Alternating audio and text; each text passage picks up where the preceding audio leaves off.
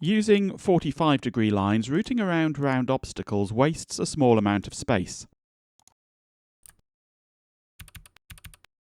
For very tight boards, a better solution is to use arcs.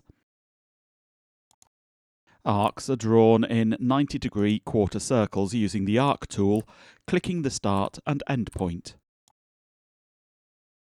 Arc span can be changed by grabbing the arc endpoint.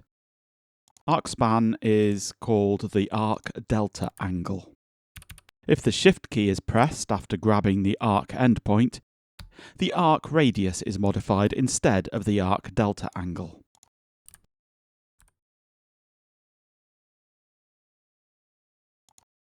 Right-click over the line object to pop up the object-specific context menu and select Edit Properties. This opens the property editor for the single object the right-click happened over.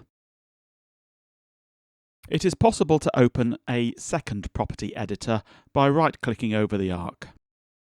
This way, the properties of the two objects can be compared side by side. The property editor allows changing object properties such as clearance or trace thickness of objects already placed on the board. Changing properties of one object will not affect any other object.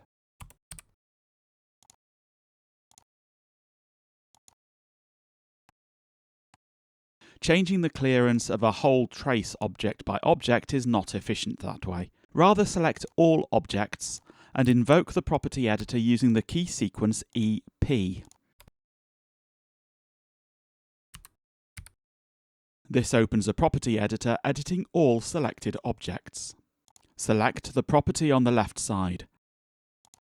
The upper right part of the dialog shows a summary of all the different values for the given property the selected objects use.